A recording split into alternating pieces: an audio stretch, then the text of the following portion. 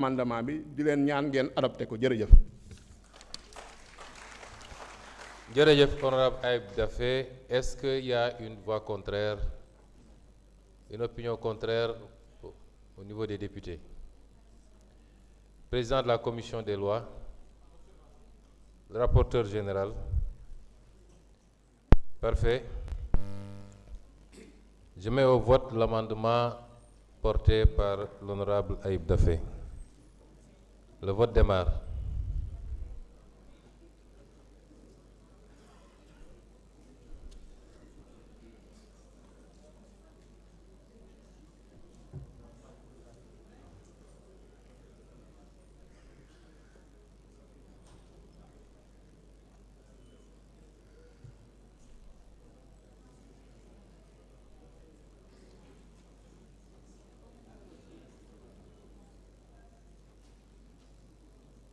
Chers collègues, tout le monde a voté. Le vote est terminé.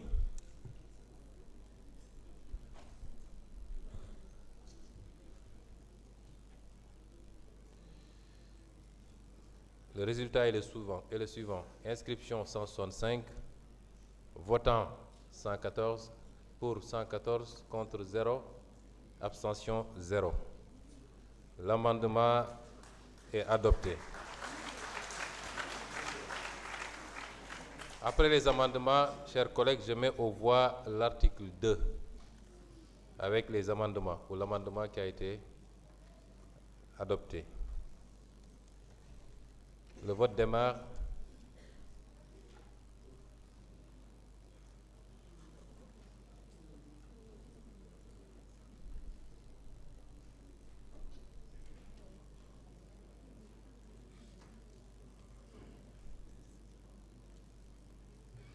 Le vote est terminé. Le résultat est le suivant. Inscription 165, votant 129, pour 129, contre 0, abstention 0. L'article 2 est adopté.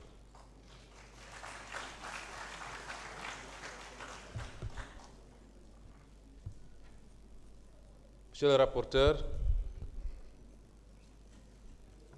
vous avez la parole pour l'article 3. Merci, Président. L'article 3.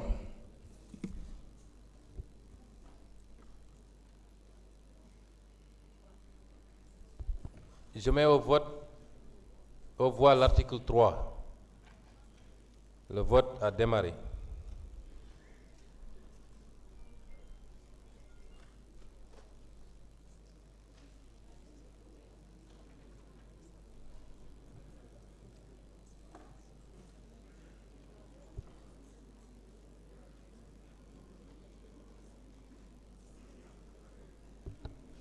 Tout le monde a voté?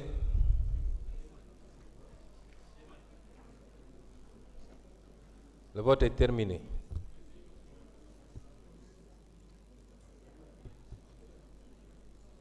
Inscription 165, votant 127, pour 127, contre 0, abstention 0. L'article 3 est adopté. Pour l'article 4. Merci, Président. Article 4.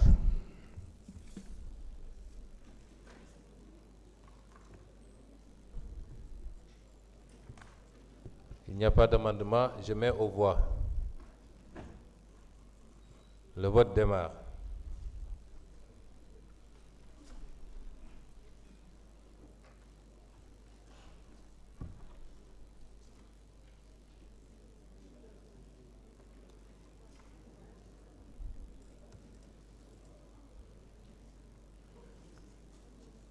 Tout le monde a voté?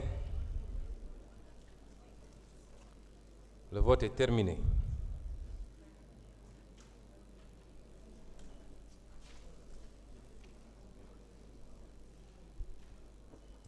Inscription 165, votant 129, pour 129, contre 0, abstention 0.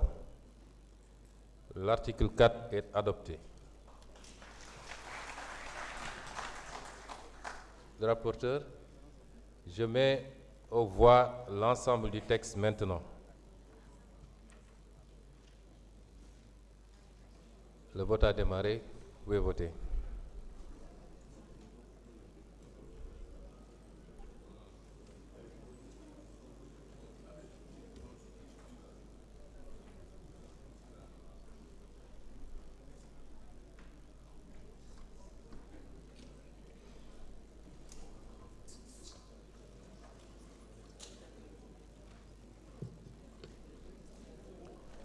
Le vote est terminé.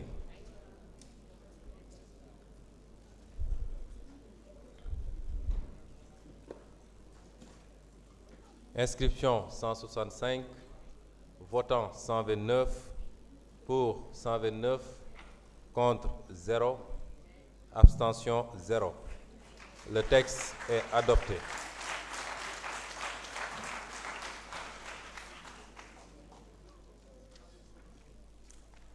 Chers collègues, voici au terme de cette plénière qui consacre la fin de la procédure d'adoption de ce texte important.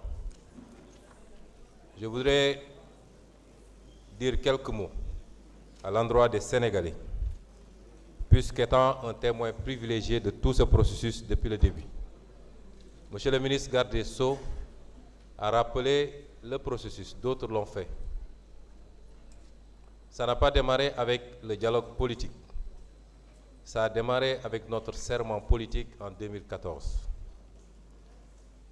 Les engagements qui viennent d'être intégrés dans la Constitution adoptée ont traversé tout le parcours politique, nos engagements, aux élections législatives de 2017, à la présidentielle de 2019, dont j'étais le candidat, aux différentes échéances de 2022, jusqu'à l'élection présidentielle de 2024 et l'élection législative de 2024.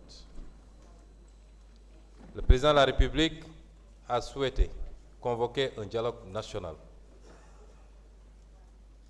Certains veulent nous faire croire qu'il faut institutionnaliser avant toute réforme, avant toute expression du pouvoir constituant, il faut convoquer. Et ceux qui en font un droit, eux-mêmes ne constituent qu'une minorité dans le pays. À quoi sert un système démocratique qui permet à tout citoyen d'aller à la conquête du suffrage universel, d'avoir une majorité parlementaire et de pouvoir exercer un pouvoir constituant dérivé? Si ce pouvoir devait être exercé par d'autres citoyens non investis d'une quelconque légitimité, sous le couvert de la société civile ou de partis politiques. Le dialogue est important, mais il n'est pas institutionnel.